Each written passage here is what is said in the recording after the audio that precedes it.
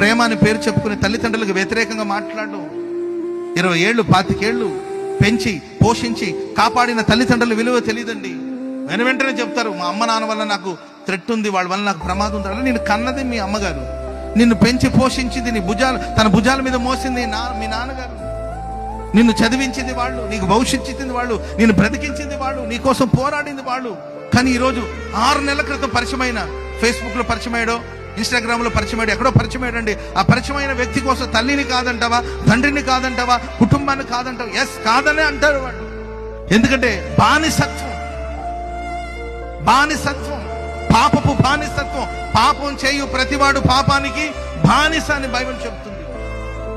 Smoke చేయకుండా ఉండలేకపోతున్నారు, drinks చేయకుండా ఉండలేకపోతున్నారు, చిన్న వయసులోనే రకరకాలమైన బానిసత్వానికి వెళ్ళిపోతున్నారు. నీ స్వేచ్ఛను, నీ స్వతంత్రాన్ని పాడు చేసే ఒక దురాత్మ, వాటి మీద దేవుడు యుద్ధం చేసి సత్యము మిమ్మల్ని స్వతంత్రులుగా మార్చాలి. స్తోత్రం చెప్పండి అందరూ గట్టిగా. నా యేసయ్య పరిపూర్ణమైన విడుదల నీకు అనుగ్రహించును గాక.